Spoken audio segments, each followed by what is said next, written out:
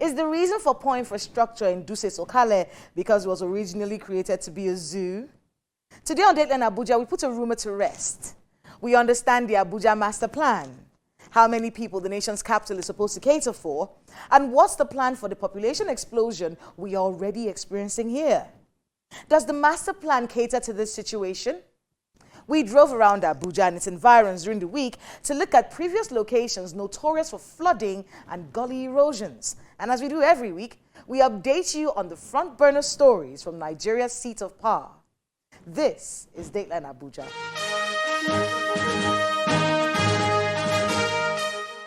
Hello and welcome to Dateline Abuja. I am Kayla Megwa. Let's begin with our Abuja wrap, filling you in on the major stories from Nigeria's presidency. President Muhammadu Buhari received the governor-elect of Ekiti State, Mr. Biodun Oyebanji, in the State House. He was accompanied by leaders of the All Progressives Congress and some governors under the party, including the governors of Ekiti, Kebbi, and Jigawa states. Everything we've done so far, we've done very carefully with legal consultation, and we're cocksure we are not going to have the kind of speculation that you are, professing at this point in time.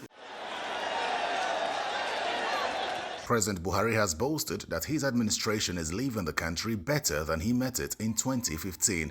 He stated this in a question and answer session with an international news agency, Bloomberg. The president alluded to increased investment in infrastructure, recovery of stolen funds, and improved security as key achievements of his administration in the last 7 years. The president presided over the weekly Federal Executive Council meeting with no less than 6 ministers physically in attendance.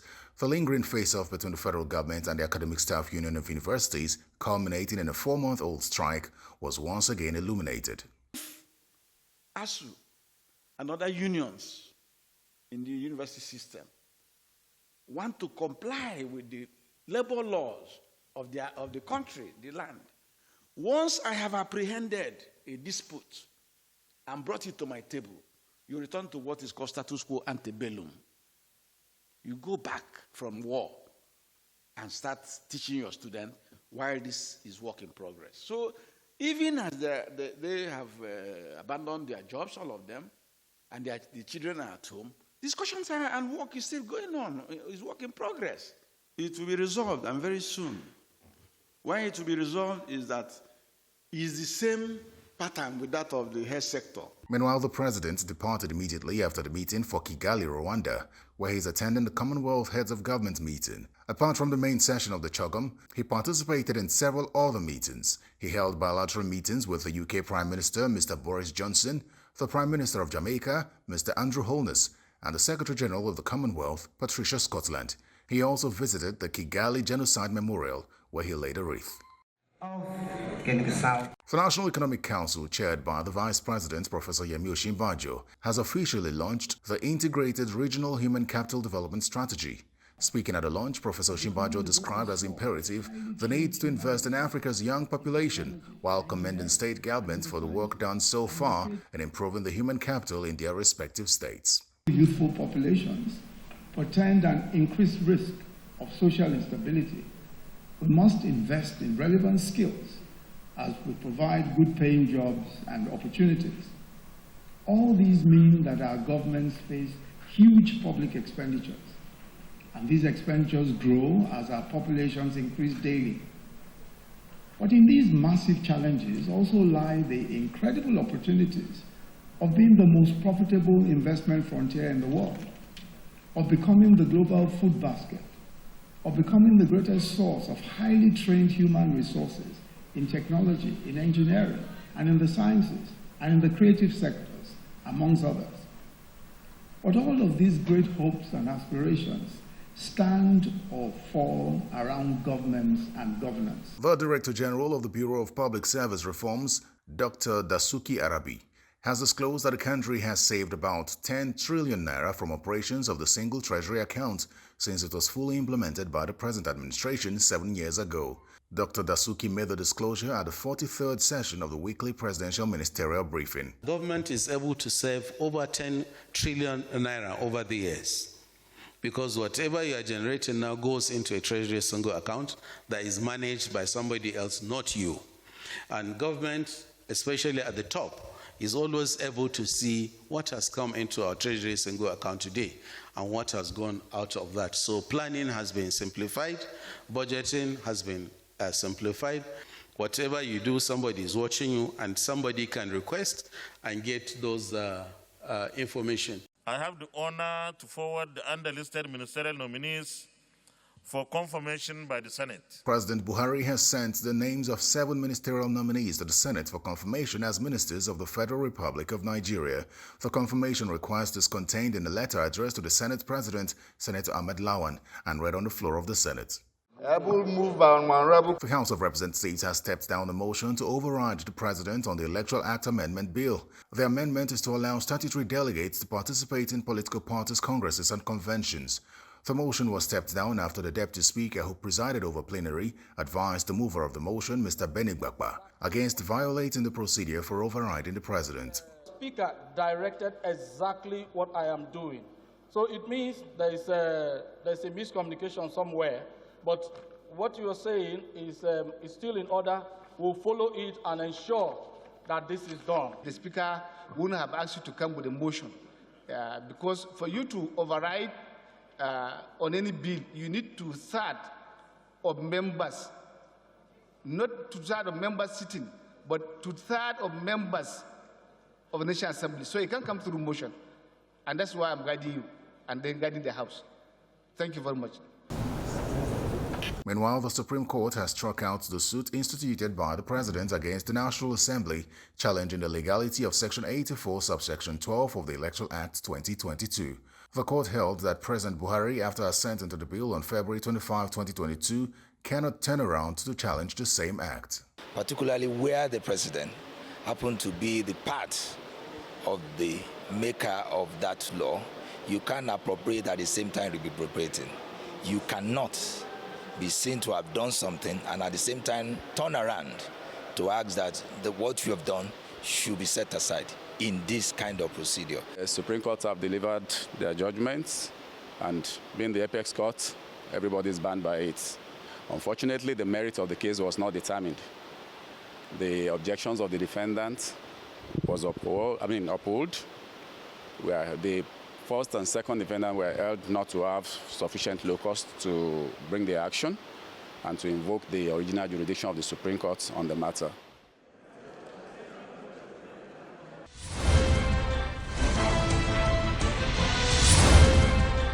Welcome back. I have to say it. When we cried out here on Dateline Abuja, the FCT administration listened to a very large extent, but my fingers are still crossed. I am waiting for the very heavy rains in August and September. That will determine if all the demolition of houses on floodplains, the reinforcements put in gullies and built bridges actually worked.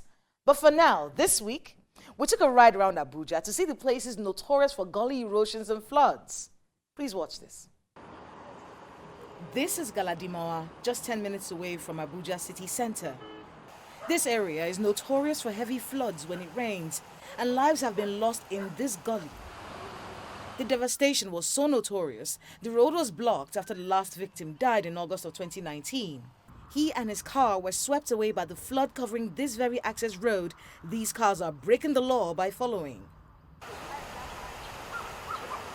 The flood in this area was attributed to houses built on floodplains in the neighboring districts, driving the floods to this area. There has been vigorous demolition exercises by the FCT authorities to ensure this road is not flooded anymore. Gully erosions are a result of the interaction of land use, climate and slope, and there are a lot of gullies in Abuja. This one near the major road in Gwarimpa district was particularly notorious in the past. These days, people drive along this road without fear, and the demolitions of buildings erected on floodplains in Gwarimpa has also helped stop the flooding on this road. This gully at the Gishiri area was also notorious back in the day. Reinforcements have been put in place to stop the erosion from taking over the road. This is Duse Sokale, 30 minutes away from Abuja city center.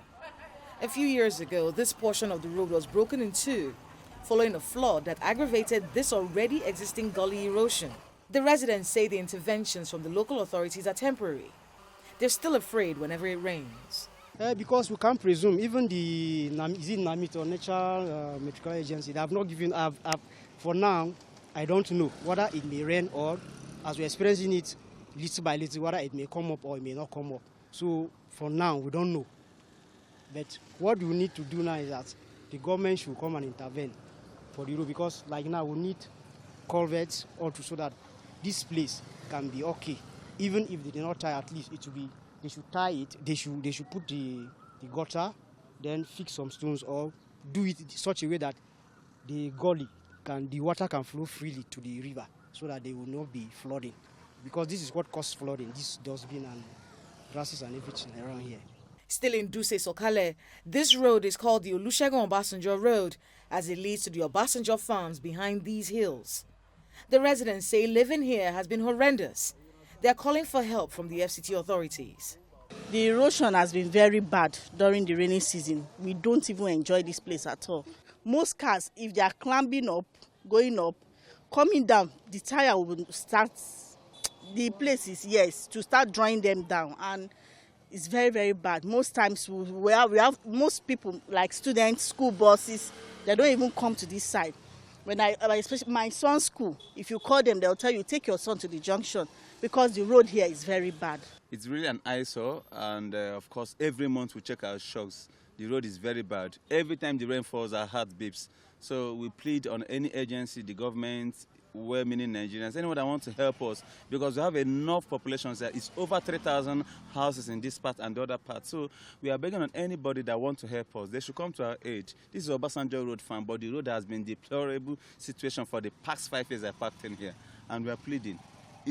Many people have fallen accidents. They have through bike, they fall. Children coming back from school, you see them falling on the bike. It's really affecting everybody. The erosion here has been something else. For the past 3 years, it's been stories upon stories. For instance, we have had people come around here and they said, made a lot of promises. They want to do this, they want to do that. At the end of the day, you don't see anything coming forth. Then one thing I also noticed that anytime we have a problem around here, it's usually a very serious crisis for us. There was a time this bridge was totally cut off. People don't go out, people don't come in. So whatever the authority can do is going to go a long way to help. I think we've been battling with that, and most of the time it has been mostly children, some females.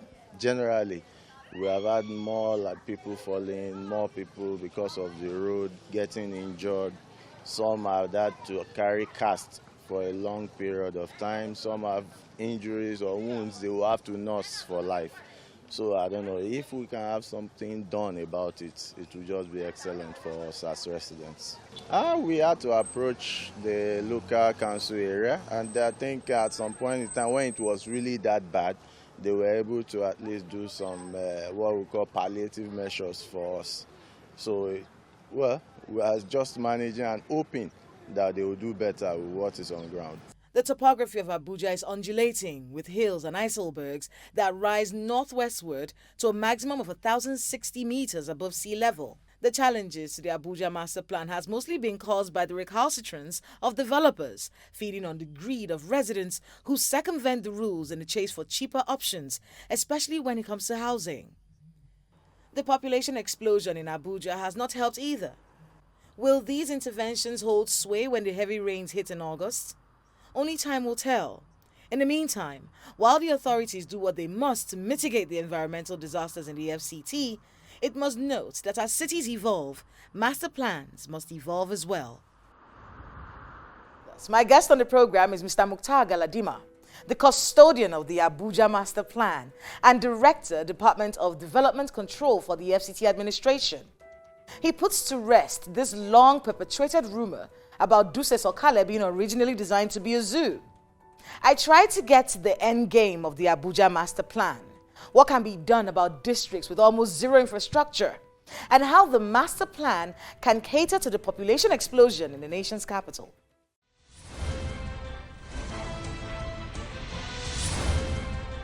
Mr. Mukhtar Galadima, welcome to Dateline Abuja. Thank you so very much. I want to find out a few things, first of all, because we've been going around Abuja this week. Is it true that Dutse Sokale was supposed to be a zoo? Is this, because it's a rumor we've been hearing around the place, but since you're the one in charge of planning this town, is there any truth to that? Because many people believe that that's the reason why there isn't a lot of infrastructure, that the roads don't exist in those areas. Is there any truth to this rumor? No, it's not true. One thing we should understand is that there is the federal capital city, and then there is the federal capital territory. So the federal capital city is that area that is being bounded by what we call the Outer Northern Expressway, that is the Murtala Mohammed Way, along the Kubwa Road, and then the Outer Southern Expressway, where we have the Upper Mechanic Village that goes down to, it will go to Kuje and bus at Gwagwalada. So this is the boundary of the federal capital city. We used to call it the crescent shape. But with time, there are some expansion from this crescent shape where we have Katampe extension. But places like Dutse, Buari, these are outside the federal capital city. They are within the federal capital territory. At a point in time, some past administrators have even clearly defined the satellite towns. And Dutse fall within the Kuba satellite town. Let's talk about the plan for the nation's capital. We've heard the stories. We know the name of this Japanese person who came up with the idea of the Abuja master plan. We know that it's supposed to guide the activities and the development structure of the FCT as the years go by. I am also aware that the Abuja master plan is kind of like a human being. It adjusts with the realities of the time. What is the end game of the Abuja master plan? For us to understand the end game of the Abuja master plan, we need to understand what were the principles or the philosophy before the Abuja dream. It's very, very important, because it was from this dream that then we gave rise to the plan and then gave rise to the development of what we call now the federal capital city. The founding fathers, in their own wisdom, say the philosophy behind the Abuja should be based on 6 principles. 1, the principle of equality, the principle of citizenship, the principle of environmental conservation, the principle of city beautification, the principle of regional development, and then this principle of national economic growth. And when you look at these principles, gave rise or formed the foundation of the planning of Abuja Master Plan or the Abuja Master Plan. That is it. And the Abuja Master Plan, let me maybe for our viewers that let me explain a little to them, was the handiwork of an international consortium known as International Planning Associates. They were given this task in 1976 after a competitive bidding. Thereafter, sometime along 1978, the document that is called Abuja Master Plan was prepared. Which you are a custodian of, by the way. Yeah. And before the preparation of this document, a thorough survey of the then Federal Capital Territory area was undertaken. That is the ecological and then the socio-economic survey of this area. They try as much as possible to understand the geological setting, the hydrological environment, and the general geography of the area, as well as the people. So what was the result of the this result research? is the document that we have, and then the result is also the city that we are all proud of. On the scale of 1 to 10, we are 7 towards that dream. 7 over 10. 7 over 10 towards that dream. Is it true that the nation's capital was supposed to cater to a particular number of people? Yes. What's that number? 3.1 million people. 3.1 million people. What's the population of the FCT right now? I think we are beyond that. We are beyond that. Yes. Does the plan cater to the fact that this expansion would happen? Because one of the criticisms about the Abuja Master Plan is the fact that we're not taking into cognizance the reality of our country. The truth is that a lot of subnationals in Nigeria are not functional. And a lot of people, it's in droves. They move into Abuja as they should. They have the right to search for greener pastures. Yes. Does the Federal Capital Territory have the capacity? Does this master plan cater to this increase that is not going to stop anytime soon. You do know that as the economy gets worse, more people will keep moving to Abuja, and we'll still have these people coming in. We'll still have to be dealing with the same problems over and over again. Does the plan cater to this scenario? Yes. You see, the beauty of Abuja Master Plan is the provision meant for flexibility. And you see, when we're talking about the Abuja Master Plan, the Abuja City, there is the Regional Development Plan, where some of these things, these challenges that you are talking about, has been provided for, because it's supposed to cater for the entire people that comes in. So not only the city was planned for 3.1 million, but now I believe statistically we're over 3.1 million. But the regional territory is there also to accommodate. It is designed to serve as kind of intervening opportunity for the excess that will come in. So that's why one of the reasons why we have the Satellite Town Development Department, because by the time you provide some of these infrastructure facilities and services, a lot of people will prefer to go and stay outside the city proper. What number will be too big? You see, there is always a room to adjust. What number will be too big? 10 million will be too big. 10 million will be too big? Yes. 10 million will be too big. But when you look at the territory itself, that's about 8,000 square kilometers. And when you look at Lagos, which is not even half of that size, look at the population that is Lagos is catering for. We are not praying to be like that in terms of population size on this, but we have the provision to cater for the excess. If the number hits 10 million, what's going to happen? Definitely something will come up. Such as? Regional development plan. Regional development when we say regional development, now we are not looking at ourselves as FCT.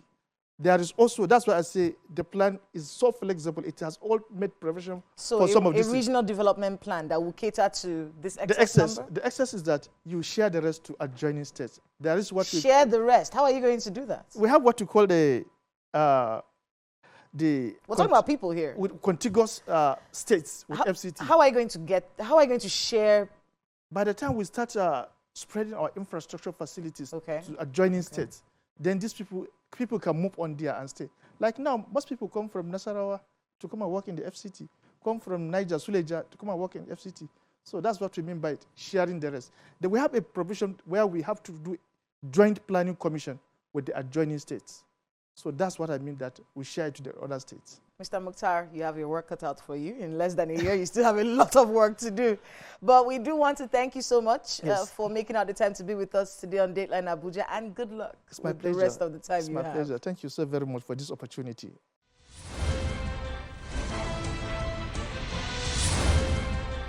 Thanks to my guest and to everyone who spoke to us today on the program. The current metro area population of Abuja in 2022 is 3.6 million people, a 5.43% increase from 2021, and that's just the metro area. The United Nations estimates that in 2032, that figure could hit 5.5 million people. Listening to my guest, I get the feeling that the planning for the nation's capital is one that should continue to evolve. And he did say the realities of our country are reflected in this Abuja master plan. Subsequent administrations must bear this in mind and provide the necessary political will to ensure we have the Abuja of our dreams. And that's Dateline Abuja this week. Please let us know the happenings in your neighborhood using the social media handles showing right now on your screen. Thank you so much for watching. I am Kayla Magwa. See you next time.